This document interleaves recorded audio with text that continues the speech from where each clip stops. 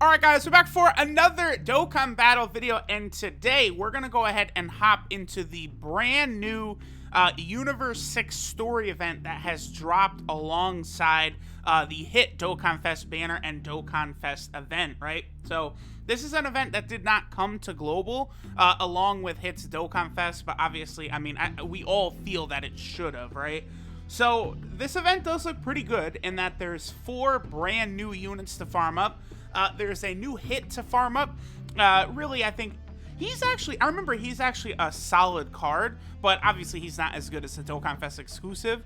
So more than not, you're probably going to use him to raise the Dokkan Fest hits, super attack level.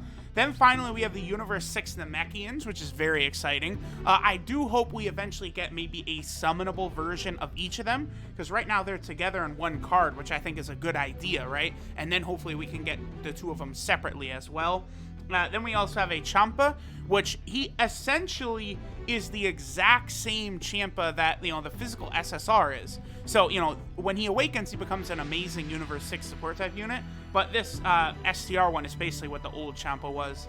And then we have Vados. Vados, of course, is a very good Universe 6 support type unit. So 4 different farmable units here. Looks like Universe 6 category characters raise the drop rate for this event. So that's good.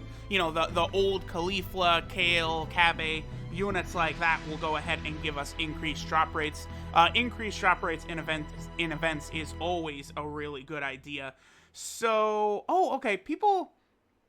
Yeah. We'll bring the friend. Yeah, okay. Because of this event, people are really rocking the Cauliflas. Huh? That's fine. We'll go ahead and bring Caulifla. I'll just leave Jiren as leader for now. It's fine, whatever, right? We'll just go ahead and go in.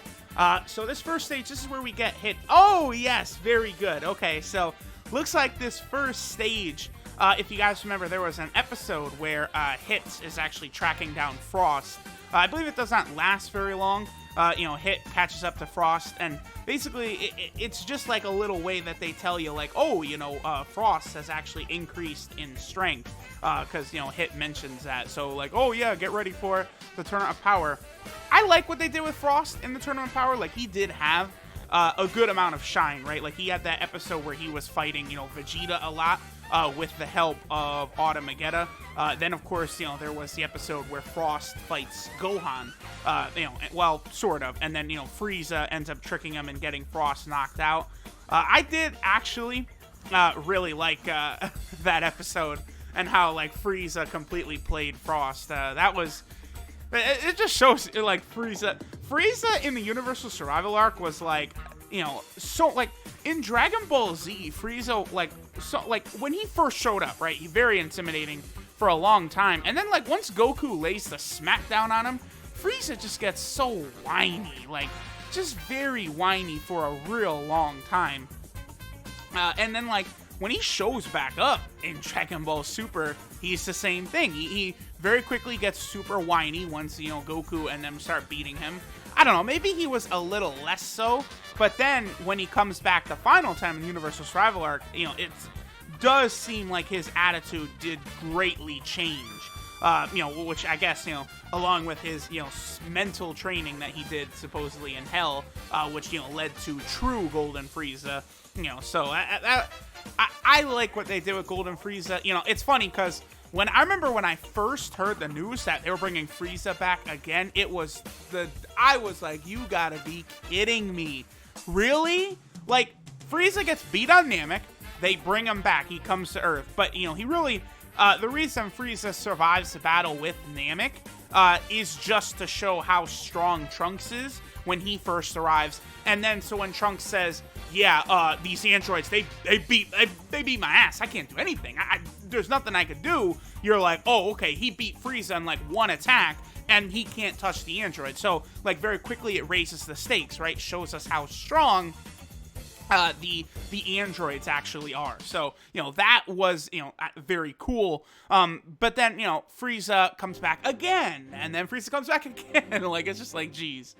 Now, this right here, this is not a scene that was in Dragon Ball Super. So I'm presuming that this scene right here, this is where the Universe 6 Namekians probably fuse with all of the other Namekians on their planet, right? Because that's like eventually what's revealed during their battle with Piccolo and Gohan.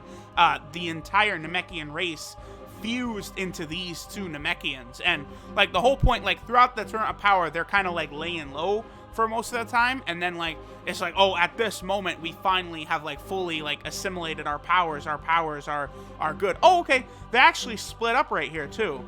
We're fighting both of them at the same time. See, like, dude, these cards right here, these need to be SSRs that are eventually on some banner, and then it goes ahead and allows us to awaken them, like summonable units that Dokkan awaken into TURs. That Namekian category definitely needs it. Here's the SSR I've got of Kefla. I have 2 dupes in her, so I'm still missing 2. I probably will rainbow this Kefla right here as soon as I get that final copy of her that I need. So I'm definitely looking forward to that. Run the full Kefla rotation. Watch, as soon as I'm about to get that last dupe of Kefla, or as soon as I get it, that's when they're gonna like have a better Super Saiyan Kefla in Dokkan. Like, it's funny, like they really could give us a really good standalone Super Saiyan Kefla and also a base form Kefla. It's the same thing like Gogeta. Like, you know, we still need base form Gogeta here in Dokkan. You know, Legends just got base form Gogeta, but obviously, you know, it's like Dokkan doesn't have base form Gogeta, and then Legends does not have blue Gogeta. So, you know, that's, you know, kind of an issue for both of them. Oh, okay, 3 copies of the Namekians already. This is, you know, these are the kind of events that your boy loves right here. So we're just, you know, the drop rates are so good. And then if you have like a full, you know, TURs of that category, the drop rates just continue to be incredible. So obviously, you know, the Namekians, they all fuse together after they find out about the Tournament of Power. Looks like this event is probably going to skip over a lot of the stuff that happens with like Kabe, Kale, and Caulifla and them. Does that take place in the other Universal Survival Arc story event? I don't think it does, right? I'm actually going to look that up real quick to see, because I don't remember those events being covered in the Universal Survival Arc story event. Like, you know, that whole little sequence, right? There's several episodes. It was like right while Goku was going to recruit Frieza from Hell. That's when the Universal Survival Arc stuff was really, you know, kicking in, and that's when, like, you know, the Kabe and all of them. So, okay, I pulled up the original Universal Survival Saga events. Yeah, because it only covers you know, Goku in Universe 7 recruiting their fighters on Earth. Like, you know, that ends with the Frieza battle and stuff like that. Also, by the way, like, I remember how exciting it was. Oh, okay, we are going to cover this stuff. Okay. I remember how exciting it was, like, you know, seeing all this stuff taking place on, like, the anime. And then, like, when they finally bring it into Dokkan, like, all the new characters and stuff from the show, like, dude, when Dragon Ball Super comes back, like, we're gonna get that again. Like, that, it's just gonna, it's so, like, you know, it's really awesome when they give us, like, a really good, you know, version of some character from Dragon Ball Z and Dragon Ball, right? Like, super hype when we got the Kid Goku. You know, LR Super Saiyan 4 is crazy hype. But, like, there's just something about, like, you know, when Rose Goku Black arrived in Dokkan, everyone is like, oh, yeah, like, you know, the brand new, like, stuff that is just fresh for Dragon Ball. Like, that being introduced, so hype. Or even, like, Gogeta. Like, to me, I feel like the community seemed the most hyped when the movie Celebration did come at the end of December. That felt like when everyone was really, really at their height of, like, excitement. Also, it's very weird that, this is a stage that drops Champa.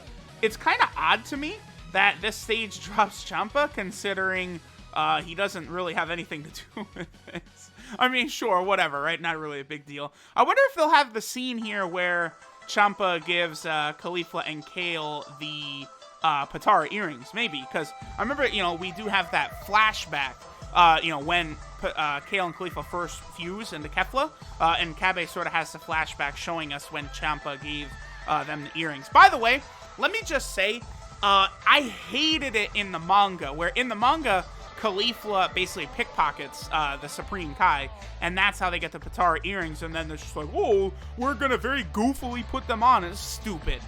I liked it way better in the anime, where it was actually Champa's plan to have them fuse. That would make, like, it makes sense. That to me makes a ton of sense. Like, hello, our universe will be erased. Oh yeah, the Saiyans, they could probably fuse or something like that. I mean, I guess there's no way Champa would have known about Vegito and stuff like that. Like, I don't know, maybe if someone told him. Like, I don't know, maybe Champa was watching GodTube, right? Because remember, GodTube was a thing. Maybe Champa was watching that somehow and came across, you know, Goku and Vegeta fusing to beat Zamasu, or, well, you know, you guys know what I'm saying, or fusing, you know, to fight Buhan, and then maybe, oh, okay, we could do that with our Saiyans as well, you know, maybe something like that happened. Yeah, so there's Diesel, Kale right there. I remember people were so stunned too, because Caulifla goes Super Saiyan, what is that, like episode 92 of Dragon Ball Super, and then the very next one, episode 93, like we saw that preview for episode 93, and it's like, yo, is Caulifla Super Saiyan 2 already? And sure enough, Caulifla just instantly jumps up to Super Saiyan 2, like, and then they were setting up Super Saiyan 3. Like, I remember I was like, I promise y'all, Kefla is gonna go Super Saiyan 3. Like, especially when she started fighting UI Goku, like when UI started dominating her a bit, I was like, okay, she's gonna go into Super Saiyan 3 now. Because, like, you know, Caulifla was like, and Goku and them, they were talking about Super Saiyan 3 so much. It was always weird to me that, like, Kefla did not then take the Super Saiyan 3 form. Personally, I would not have been upset about that. Like, because Goten and Trunks, remember, they watch Goku go Super Saiyan 3, and then they go Super Saiyan 3. You know, they're prodigies. Sure, they did train longer, but, I mean, listen, we know how Dragon Ball Super gets down with characters getting stronger in a hurry. Plus, the other thing, too, I don't really get like, fusions, to me, I'm okay with them being, like, ridiculous, like, dumb, like, you know, oh, like, Kefla just goes Super Saiyan 3 because she saw Goku do it once. I'd be okay with that. Honestly, I would. Like, I never had a problem with Kefla's level of power. Do I think she should have been a match for Ultra Instinct Goku? No, but it's not that big of a deal. Now, Caulifla and Kale, they definitely, I think, were a little too strong. Certainly, like, Goku needing to go God to beat them, I think that probably is a little much, but, you know, the thing with Dragon Ball Super is they didn't want to have it be where it's like, okay, well, Goku is just going to dominate everyone and everything. Like, you know, because of the way they scaled Goku and Vegeta with, like, Super Saiyan God and Blue, you know, it led to, like, these very goofy situations where it's like, all right, well, I mean, you know, 17 needs to be strong here, so 17 is just as strong as Super Saiyan Blue now. All right, so we did not get Vados to drop here in the last stage. This last stage can drop either Vados' medals or Vados herself. So, of course, your boy, I'm going to go ahead and get to grinding. I plan on rainbowing Vados and the Universe 6 Namekians. Absolutely, I'm going to rainbow the Universe 6 Namekians because I want to buff up that Namekian category team as much as possible. I just did a video on the Namekian category team, so I'm probably not going to, like, well, I'll, you know, when I rainbow them here on my account, we'll look at the Namekian team, we'll show them off in the Universe 6 team, we'll do all of that, right?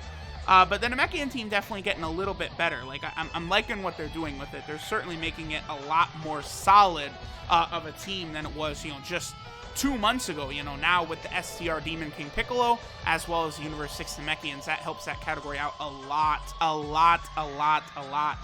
I would like a new old Demon King Piccolo as well, because even though the SSR of the Demon King Piccolo is pretty good, you know, he's not as good as what could be like a new standalone TUR. Maybe we'll get like a Dokkan Fest exclusive old Demon King Piccolo with a transformation mechanic or an active skill transformation mechanic. Something like that could be cool, but all right, guys, so we'll go ahead and finish this up here. Oh, I know that there are a bunch of missions as well that we can, you know, I think this will give us, you know, like Vados, some copies of the hit card and all that stuff. So your boy, I'm going to go ahead and get to grinding. Later on today, I'm definitely going to do the 55% hit video. Yep, there we go. We got, you know, Vados, all of them. We're also getting a lot of these story keys, which is good. The story keys to me are the most important. Okay, so I'm going to go ahead and start farming all this stuff up. There's one more new event that popped up last night that I'll do a video on after this, probably Battlefield. Dokkan Battlefield is back, and this is good because I can finally rainbow the LR Metal Cooler Army. I'm very, very excited about that. So thanks guys for watching, and I'll catch y'all next time.